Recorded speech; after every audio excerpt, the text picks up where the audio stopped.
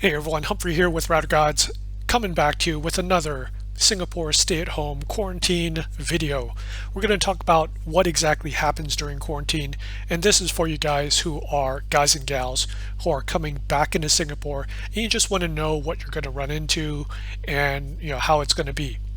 We're going to cover just an overview of what happens. We're going to cover what happens in the last couple days. I'm in day 12, so I have 2 days left. And to prove it to you, you have to install an app on your phone. It's called Homer. I forget what it stands for. But in this app, you have to do check-ins. So you have to submit check-in, submit reports. And I don't know if the camera is going to focus in here, but it should say I have 2 days left. Tells me the last time I submitted my report should be 6:06 p.m. You take a temperature, you get a thermometer, you take your temperature, you take a selfie, and there you go. So you need to have your phone by you all the time. Do not put your phone in vibrate or silent mode. That will end very badly for you. Common question I get asked is, can you walk around the hotel? Can you go to the gym? Can you go to the pool? The answer is no. You're stuck in a room. You're almost like under house arrest, but not quite that bad. Singapore is in lockdown, so no one's traveling to Singapore. There's no tourism coming into Singapore. Well, very little. There's things like green lanes and stuff like that, but for the most part, tourism has ground to a halt coming into Singapore, as with most countries around the world. Okay, so no one's able to come in. Can you go out? And the answer is yes, although Singapore highly discourages you to travel. So if you travel and you get COVID or you get sick, that's basically Singapore says that is your own damn fault and you have to pay for it, right? But Singapore does understand that emergencies happen. So I'm here on what's called an employment pass. My employer, mega corporation, hired me and moved me out to Singapore. But before that, we have to get what's called an employment pass, an EP. And EP is kind of like an H-1B in the United States, and it gives you the right to work and live in Singapore. And it's a green card, kind of. It's sort of green. And yeah. Now, because I have an EP that allows me to go in and out of Singapore, I don't have to stamp in my passport anymore. And if you have an emergency, if an EP has an emergency back home, like a family member gets sick, or you just have to visit, then they do allow you to go out. Now the thing is, you have to talk to your employer, and your employer has to apply for permission for you to exit and come back. And this is done through the Ministry of Manpower. Ministry of Manpower is kind of the overarching organization that's in charge of people with employment passes, foreign workers, expats. So my employer, HR, applied and gave me a window, a 30-day window to go out and return. Now to fly back into Singapore, I sent an email to my employer. I email my employer and say, hey, I want to come back on this date. They once again talk to Ministry of Manpower, and then I'm authorized a 3-day window. And that 3-day window is because your flight could come in, your flight could come in early, or maybe it gets delayed, so they give you some buffer time. 72 hours before your flight, 72 hours before your flight, you must take the PCR COVID test. And you must get the results from a certified laboratory. So not like a backroom doctor or anything like that. You go to a legit clinic and you might have to pay some money. In my case, I paid $250. Ouch. Right? But what can you do? If you need the results back fast, then that's kind of the only way you need to do it. You can do it. So I took that test in Phoenix, Arizona at a Fast Med clinic, and that Fast Med clinic sent the results to LabCorp. And with LabCorp, you log into a website, you get a portal, and you print it out. Tip for you guys, make sure your addresses match, because you will get a lot of heartburn. The results won't be released to the website if they don't know exactly who you are. So apparently I had used LabCorp before, because lots of companies and hospitals use LabCorp. and I already had an account with a different address. So the results went to a wrong, I guess it wasn't posted, and you need a printout of the results before they let you board the airplane, before you can check in. So I was kind of scrambling a couple hours before trying to call their customer support, but eventually got the printout. Okay, the test itself, if you've never taken the PCR test, it is the Q-tip, and in some cases it's the Q-tip from hell. It's like this long, and you lean back, and the guy, in my case, the guy cupped one of his hands behind my neck to hold it in place because you're leaning back pretty far, and it's also to prevent you from flinching away, right? They don't want you to back away. And he jammed it up there, and you will be surprised how far this Q-tip goes. Like it's like almost touching your brain, I guess, but it goes pretty far, and it lasts pretty long. So it's like goes all the way up there, and he kind of swirls it around, and you're supposed to do it in 2 nostrils. And right after he was done, he grabbed a bunch of tissue and just kind of threw it at me. Well, didn't throw it at me, but here, you're going to need this. And you start crying. I was like, wow. He's like, yeah, that's, if you're crying, that's 100% good swab. Okay, so I took my COVID test, have the test in hand. You have all this paperwork that you have to print out to show to Singapore Airlines before they let you board the flight. So you check in, they photocopy everything, and the check-in process does take a lot longer because they're checking all these documents, right? It's not just a passport anymore. Fly back, and like 20 people on the flight. There's like no one on the flight. Excellent flight, normal food, everything's great, right? Well, the flight attendants and all the crew are in masks, and deplane in groups. That way you don't bunch up and you get everyone infected. So they let one person off, another person off, or groups of 6, right? It's a staggered approach. So you could be waiting on the plane for a decent while. Get off the plane. You go to immigration, right? You have all your documents and all that stuff. There's a special line for the people doing the stay-at-home quarantine, and you have to show them that document, and you have to show them the COVID test, and they ask you all these questions, your employment pass, all that stuff. It does take longer than usual. It probably took 10 to 15 minutes to get through immigration.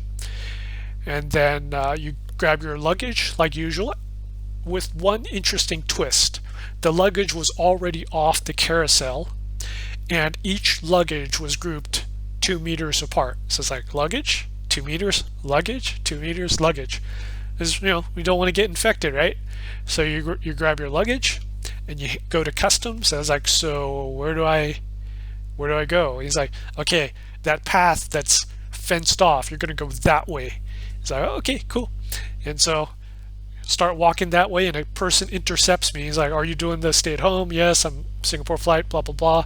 They escort you to the outside where there's a bus waiting. Cool, right? So you get on the bus, they check your name, blah blah blah, get on the bus. They don't tell you where you're going. You have no say in what hotel you're going. And we wait for everyone to get off the plane and fill up the bus. So everyone from the same plane gets on the same bus, right? No mixing of planes. Once again, we don't want people to get infected. Then we start heading off, right? And so this is where we call it the hotel lottery. And everyone's looking at their phone. Well, actually, I'm looking at my phone. And it's a quiet bus ride for the most part in the beginning because no one knows each other. It's like, what's going on here? And I was lucky because I belong to a Facebook group called Singapore SHN Quarantine Hotel Group. It's a decently long name. And so I knew what I was heading into. And I've talked to other people who've gone through the same thing. But there's people on that bus that have no freaking clue what's going to happen. Like, what do I do? How am I going to survive this? Like, you didn't bring a Kindle? You didn't bring, like, stuff? I thought I could shop at the airport before I went out. I was like, no, you can't. And the bus ride is 4 minutes. I'm like, now, wait a second. We pull up to a hotel, and I was like, we're really close to the airport. And looking at the map, pull up into the parking lot of the Park Avenue Changi Hotel, and that's where I've been. And so after you pull up, we were in the bus for probably 45 minutes. Not even the bus driver gets off. They're like, what the hell's going on? So here's what they're doing. Apparently there was another group before us, and so what it appears to be is when the planes let people off, they fill up the buses, and the buses go to the same hotel, and they fill up that hotel, and then you just go to the next one on the list. All the buses start going to the other hotel, and just kind of, it's round robin to keep it fair, right? That's my assumption. I don't know that for sure, but that's what it appears to be. So they had to process the people before us, and now it's our turn. It's our bus load. They took all of our luggage and they put it out, and they freaking fumigated it. They like blasted it with bleach, or I don't know what the hell, they fogged it, right, to kill COVID. The whole process from coming to the parking lot to getting checked in to my room was probably like an hour and 15 minutes. Social distancing and all that stuff. Okay, so get my luggage. I am escorted up to my room. I get one key, and that one key is to put in the power. Right, so it turns on the power, all the lights and stuff like that. I do not get a key to open the door. So yeah, you cannot leave your room. So to the question of, can I, it's not so bad if I get a 5-star hotel, I could go to the pool or work out in the gym. No, you're not leaving the room. You cannot step foot out of your room. You can open the door, you can look outside and look down the hall, but if I step foot into the hall, I guess, I don't know what happened. I get prison time or kicked out of Singapore or fined or all three of the above. Okay, so you can't leave the room. So when you think about it, it kind of, whether you get a 5-star, 4-star, 3-star, 2-star hotel, it doesn't matter too much at the end of the day, because you don't get access to all the good restaurants, the pool, the infinity pool, the gym, outside walking around. You're stuck in your room, right? Okay, so you're stuck in the room. 14 days, your phone. Let's talk about the phone. Oops. On the third day, your second or third day, you will get an SMS. Singapore loves SMS. They freaking love their phones and text messages, and WhatsApp as well. So you're going to get a text message to install the Homer app. The Homer is tracking you. It's tracking your phone. Right, so they want to know where you are at all times. And 3 times a day, so morning, lunch, and night, you have to take a selfie. You have to open this up, take a selfie, and take your temperature and submit it, right? Also, you have to say like 4 or 5 things. Do you have a runny nose? Are you coughing? Are you sneezing? Sore throat? That type of stuff. No, temperature, done, right? It's actually pretty easy. But there's another thing you need your phone for. Actually, a couple things. You're going to get calls from Ministry of Manpower, and it's just random times of the day, and you got to answer those calls, and they'll be saying, are you Humphrey Chung? Yes. Are you staying at this hotel? Yes. And it's pretty quick calls, but if you miss one, which I have, your phone will blow up. Like, not literally blow up, but the call, like every 15 minutes afterwards, they'll keep calling until you actually do pick up. So don't miss a call. You get a call, pick it up, because it's Ministry of Manpower. In my case, they've been calling mainly at night, which is pretty good, because they do realize that a lot of people are working in the daytime, so they don't want to call and disturb you. At least that's what I think is happening. So they're going to call you. Also, a couple days before, so I got a call yesterday basically saying, in a couple days you're going to have your COVID test. So it's your final COVID test. Up until now, they've been doing the final COVID test 2 to 3 days, I think 3 days before the 14th. So your 11th day was your COVID test. This is where you get some fresh air. So you get to go out of your room.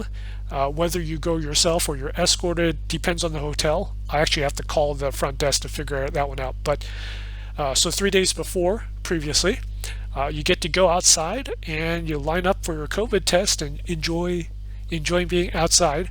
And they do the swab and all that stuff, and then the results come back. And if everything's okay, you on the 14th day at noontime you check out and you're free, right? You get to go home. In my case, and also recently, they've just changed that. So they discovered that waiting to the 11th day might not be safe enough for COVID to fully, I guess, like grow inside of you. So now they've delayed the test until the day before checkout, so the 13th day, which is tomorrow for me. So tomorrow I do my COVID test, and they actually speed up the results. So like the 2 hours, 3 hours, whatever it is, right? So you'll find out pretty damn quick. And fingers crossed, if everything works out, then I am out Friday at noon, which is pretty good. Okay, so let's go over laundry. A lot of people ask about laundry. Right. Your sheets, your towels, what happens? Well, depends on the hotel, but this particular hotel, once a week they'll call me, and this was yesterday, and say, hey, do you need new sheets? Do you need towels and stuff like that? I said, yeah, sure. Like, all right. So they placed a plastic bag outside my door, and they're like, just shove all your shit in the plastic bag, and you'll get new sheets and new stuff, right? So put all the stuff in the plastic bag. They took it, and about 15 minutes later, they ring the doorbell and just handed me a whole bunch of linen and towels and stuff like that. So it actually works out pretty easily. Let's talk about food. All right, so I did another video about food, but it's okay. So recently I've noticed that they've started hand delivering. So usually it's like ding dong, bell rings, food appears, right? And the food has been cold to lukewarm. In the last couple of days, doorbell rings and the person actually handed me the food, and it was a lot warmer than usual. In fact, I have to hand it to him. Just a couple hours ago, I got dinner, and the dinner was hot. Like, what a morale booster, right? To get a hot, like a hot meal, right? That was good job, guys. So that was good. Food wastage. So 14 days, 3 meals a day. That's 42 meals. You're going to get 42 juice boxes, whether you like it or not. You're going to probably get 42 pieces of fruit, whether you like it or not. You're going to get 14 pieces of bread, whether you like it or not. That's the breakfast. They have bread on it, right? Apples, bananas. So what happens at the end? Well, you could take it. I got a wall of juice, but it's kind of a pain in the ass, right? If you leave it in the room, guess what happens? Nah, it's not what you think. It's all disposed of because you could have COVID, right? So I guess they burn it or something.